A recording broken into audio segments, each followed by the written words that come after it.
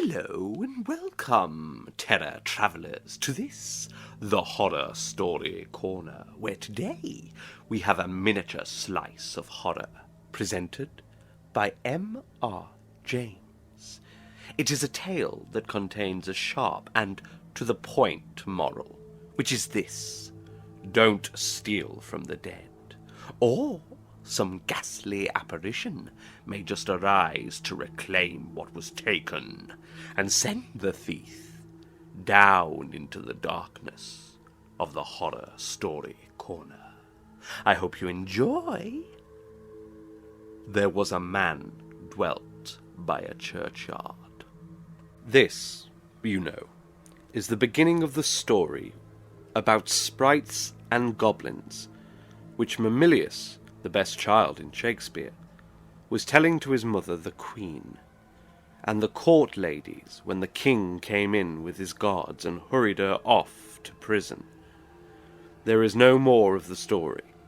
Mamilius died soon after without having a chance of finishing it. Now, what was it going to have been? Shakespeare knew, no doubt, and I will be bold to say that I do. It was not going to be a new story. It was to be one which you have most likely heard, and even told. Everybody may set it in what frame he likes best. This is mine.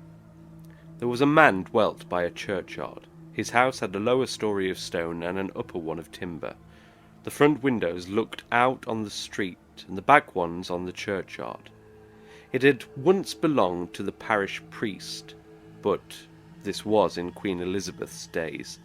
The priest was a married man, and wanted more room.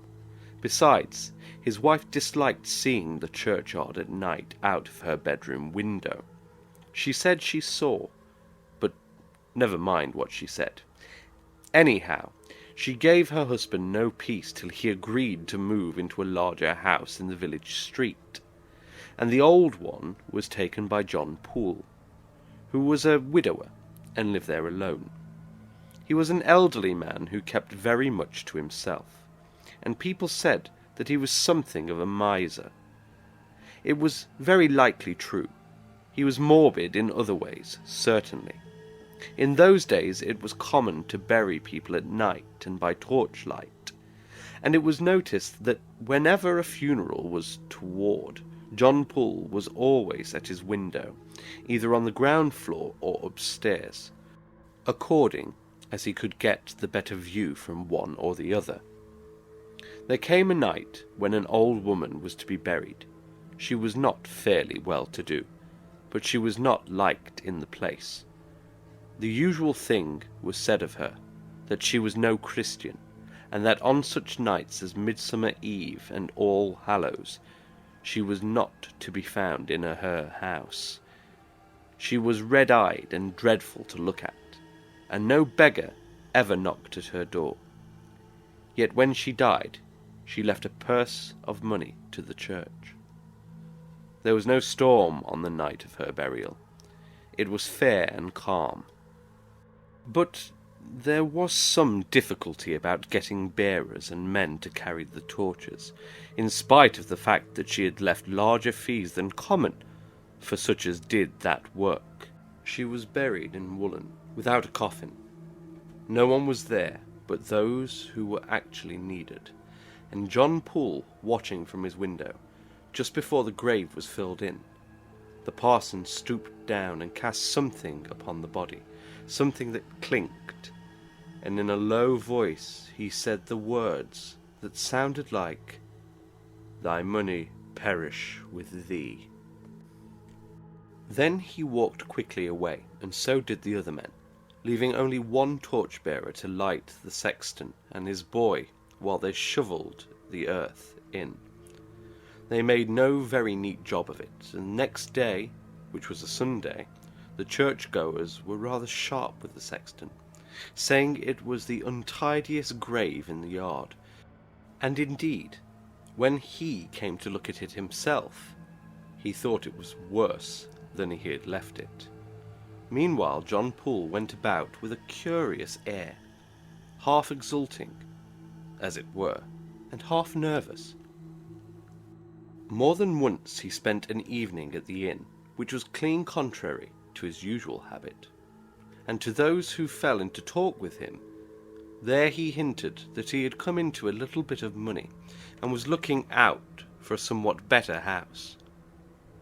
"Well, I don't wonder," said the smith one night. "I shouldn't care for that place of yours. I should be fancying things all night." The landlord asked him what sort of things. "Well, maybe somebody climbing up to the chamber window, or the like of that," said the smith. "I don't know. Old Mother Wilkins that was buried a week ago today, eh?" "Come, I think you might consider of a person's feelings," said the landlord. "It ain't so pleasant for Master Poole, is it now?" "Master Poole don't mind," said the smith. "He's been there long enough to know.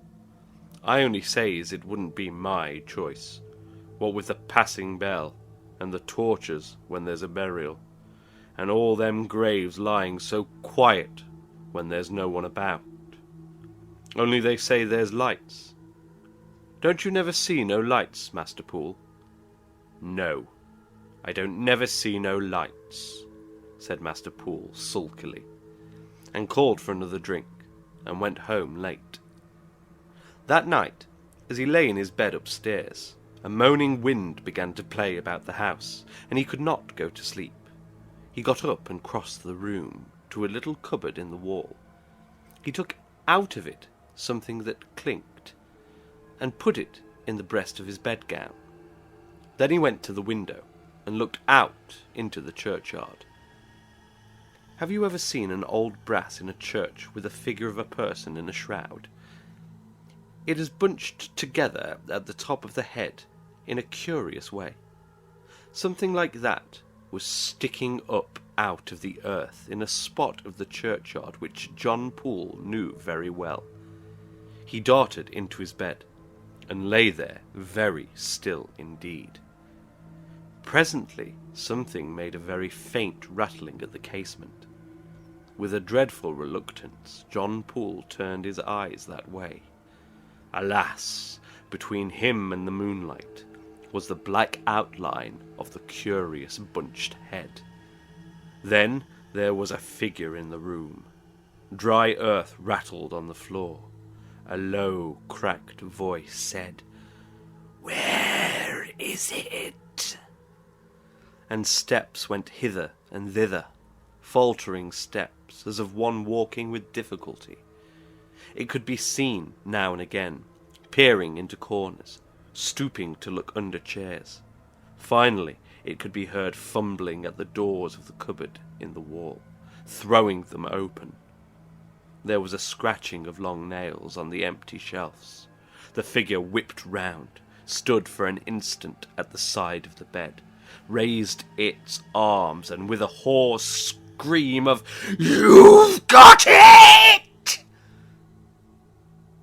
At this point, H.R.H., Prince Mamilius, who would, I think, have made the story a good deal shorter than this, flung himself with a loud yell upon the youngest of the court ladies present, who responded with an equally piercing cry.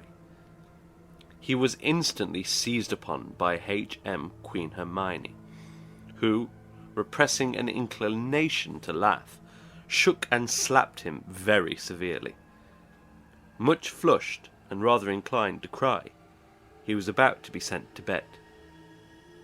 But on the intercession of his victim, who had now recovered from the shock, he was eventually permitted to remain until his usual hour for retiring, by which time he too had so far recovered as to assert, in bidding good night to the company, that he knew another story quite 3 times as dreadful as that one, and would tell it on the first opportunity that offered.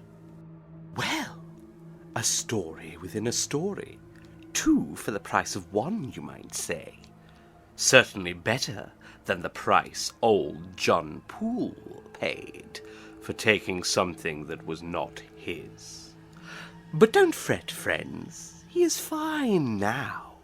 Physically, anyhow. As for his mind, well, that still spirals down to deep depths of the Horror Story Corner. I hope you enjoyed our story. Please consider commenting and subscribing to help this little channel grow. And, as ever, sleep well.